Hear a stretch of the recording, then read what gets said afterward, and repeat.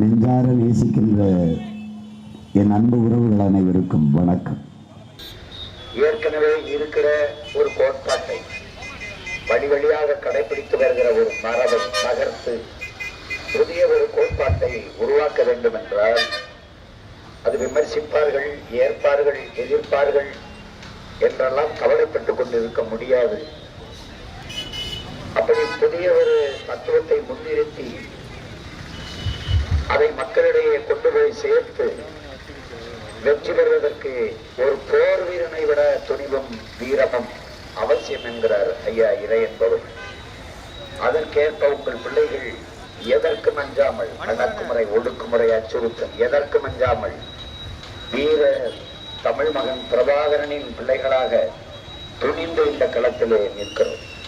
நாங்கள் தலைவர்களை நம்பி அல்ல, வருங்கால தலைமுறை தம்பிதங்கைகளை நம்பி இந்த களத்திலே நிற்கிறோம். கோரிகளை கொட்டி தேர்தலை எதிர்கொள்ளாமல் உயர்ந்த கொள்கையை முன்னிறுத்தி களத்திலே நிற்கிறோம். அடிப்படை அமைப்பு அரசியல் மாற்றம் என்பது இங்கே தேர்தல் முறையிலே பல சீர்திருத்தங்களை செய்ய வேண்டியிருக்கிறது. நாட்டில் இருக்கிற கோட்பாடு 30 கோடி மக்கள் தொகை இருக்கும் போது 543 பாராளுமன்ற உறுப்பினர்கள், ஆனால் 130 கோடி மக்களை தொட்ட பிறகும் அதே 543 பாராளுமன்ற உறுப்பினர்கள். நாங்கள் உங்கள் பிள்ளைகள் சொல்வது அந்த அமைப்பு மாற்றம் என்பது 6 சட்டமன்றத்திற்கு ஒரு பாராளுமன்றம் என்பதை மாற்றி 3 சட்டமன்றத்திற்கு ஒரு பாராளுமன்றம் என்று கொண்டு வந்தால் உரிய பிரதிநிதித்துவம் கிடைக்கும் எல்லோருக்கும் என்று சொல்கிறோம். அமைப்பை மாற்ற சொல்கிறோம். பெண்களுக்கு சரிவிகித இடஒதுக்கீடு கொடுக்க சொல்கிறோம். ஆணுக்கு பெண் சமம் என்கிற கோட்பாட்டை நாங்கள் ஏற்கவில்லை. ஆணும் பெண்ணும் சமம் என்ற அடிப்படையில் தான் எளிய பிள்ளைகள் நாங்களே தொடர்ச்சியாக தேர்தலில் சமவமைப்பு பெண்களுக்கு கொடுத்தோம். 2019 20 பெண்கள் 20 ஆண்களுக்கு வாய்ப்பு கொடுத்தோம். இப்பவும் 20 பெண்கள் 20 ஆண்களுக்கு வாய்ப்பு, சம வாய்ப்பு. கட்சிகள், பெரிய கட்சிகள் எல்லாம் இதை செய்ய தவறுகிறது. ஆட்சியில் பங்கேற்கவில்லை, கட்சியிலேயாவது தேர்தலில் நிற்பதற்கு இடம் கொடுக்கிறதா என்றால் இல்லை. அதற்காகத்தான் மகளிருக்கு, தாழ்த்தப்பட்ட பழங்குடி மக்களுக்கு என்று தனி தொகுதி இருப்பது போல பெண்களுக்கு தனி தொகுதி ஒதுக்க வேண்டும் என்று கேட்கிறோம். 40-20 இடங்களில் நாங்கள் நிறுத்தியிருக்கிற இடங்களில் பெரும்பாலான இடங்களில் ஆண் வேட்பாளர்களோடு என் தங்கைகள் மோதுகிறார்கள். அப்போது அது பெண்களுக்கென்று தொகுதியாக இருந்தால், பெண்கள் மட்டுமே போட்டி போடக்கூடிய ஒரு தொகுதியாக இருந்தால் அதில் தகுதி வாய்ந்த உண்மையும் நேர்மையுமான திறமை மிக்க பெண் யாரோ அவர் தேர்வு செய்யப்படுவார். அதான் பெண்களுக்கு நாம் கொடுக்கிற முன்னுரிமையாக இருக்க முடியும். வெறுமனே வெற்றுக்குச்சலாக பாதமாதாக்கு போட்டு பயனில்லை. அதை யதார்த்தத்தில் நடைமுறையில் கடைபிடிக்க வேண்டுமானால் உங்கள் பிள்ளைகள் நாங்கள் செய்கிற முயற்சியை எல்லோரும் செய்ய வேண்டும் என்பதுதான். அதனால்தான் அதை அடிப்படை அமைப்பு அரசியல் மாற்றம் என்கிறோம். நாட்டின் முதல் குடிமகன் இது மக்களாட்சி. மக்களாட்சி தத்துவத்தை ஏற்றுக்கொண்ட நாடு. மக்களாட்சியின் தலைவி யார், தலைவன் யார்? குடியரசுத் தலைவர். குடியரசுத் தலைவரை மக்கள் தேர்வு செய்ய முடிகிறதா? இல்லை, அந்த வாய்ப்பில்லை. மக்களாட்சியின் தலைவரையே மக்கள் தேர்வு செய்ய முடியவில்லை என்றால் அது மக்களாட்சிக்கான துரோகம். அது மக்களாட்சி தத்துவத்திற்கு எதிரானது. இன்றைக்கு இருக்கிற குடியரசுத் தலைவர் அம்மா திரௌபதி முர்மு அவர்களை மக்கள் தேர்வு செய்யவில்லை, மக்களால் தேர்வு செய்யப்பட்டவர்கள் தேர்வு செய்து கொண்டார்கள். அது ஜனநாயக துரோகம் என்கிறோம். வார்டு கவுன்சிலருக்கு வரிசையில் வாக்கு செலுத்துகிற நாங்கள் இந்த நாட்டின் முதல் குடிமகனை தேர்வு செய்ய நாங்கள் வரிசையில் நின்று வாக்கு செலுத்த மாட்டோமா? வேட்பாளரை நிறுத்துங்கள், நாங்கள் தேர்வு செய்கிறோம்.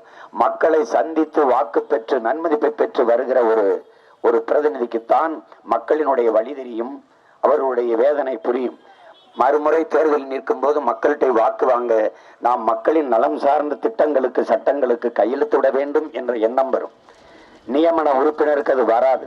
உதாரணமாக தமிழ்நாட்டிலே 8 கோடி மக்களின் பிரதிநிதித்துவத்தை பெற்று மக்களால் நிறுவப்பட்ட அரசு, அதன் தலைவர் ஐயா ஸ்டாலின் அவர்கள், அவருக்கு இல்லாத வலிமை ஒரு நியமன உறுப்பினர் RN ரவிக்கு இருக்குது என்றால் அது எவ்வளவு பெரிய ஜனநாயக துரோகம் என்பதை நீங்கள் பாருங்கள்.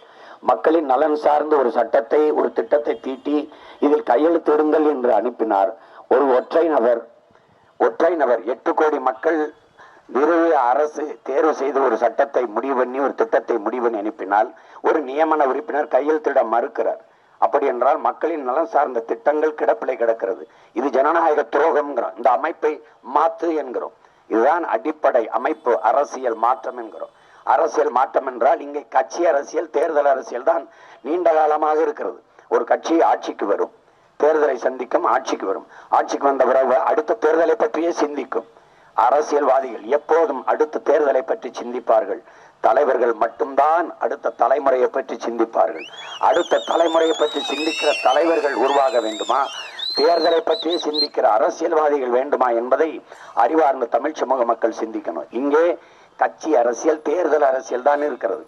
எது ஒன்றையும் ஆட்சிக்கு வந்த பிறகு மக்களின் நலன் சார்ந்து, மக்களின் தேவை அறிந்து சேவை செய்கிற பழக்கம் இல்லை.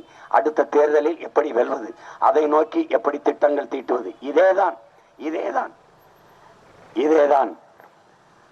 அதைத்தான் தொடர்ச்சியாக செய்து கொண்டிருக்கிறார்கள். தேர்தலை குறிவைப்பார்கள். தேர்தல் வரும்போது சிலிண்டர் விலை 200 ரூபாய் குறையும். அப்ப இதுவரை அந்த 200 ரூபாய் இருப்பது மக்களுக்கு சுமையாக இருக்குது, கஷ்டமாக இருக்குது தெரியுது. அப்ப ஏன் குறைக்கல? தேர்தல் வரும்போது குறையுது. ஏன்னா கோபத்தில் இருப்பார்கள், வாக்கு போட மாட்டார்கள். அதுதான் ஏமாற்று என்கிறோம். அதான் தேர்தல் அரசியல் என்கிறோம்.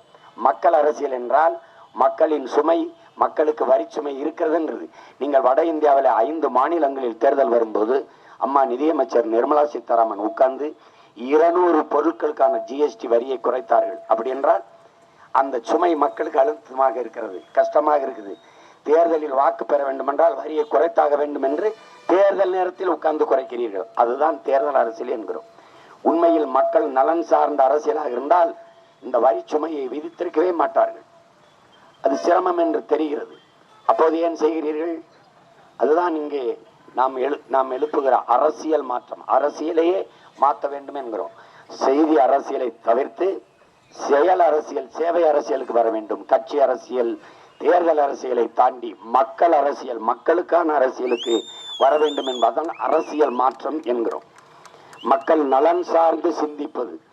ஆட்சிக்கு வருகிற வரை தேர்தல் முடிஞ்சிருச்சு. அடுத்த தேர்தல் வரும்போது அதை பற்றி சிந்திக்கலாம். மீதி இருக்கிற 5 ஆண்டு காலம் மக்கள் நலனை பற்றி சிந்திக்கலாம் என்று வருவதுதான் அரசியல் மாற்றம், மக்கள் அரசியல். அதை தான் நாங்கள் செய்யணும்னு நினைக்கிறோம், செய்ய சொல்றோம். அதான் அடிப்படை அமைப்பு அரசியல் மாற்றம் என்கிறோம். மக்களால் மாநிலங்களவை உறுப்பினராக யாரும் இருக்கலாம். மக்களால் தேர்வு செய்யப்பட்ட ஒருவர் தான் மந்திரியாக இருந்து அதிகாரத்தை செலுத்த வேண்டும்.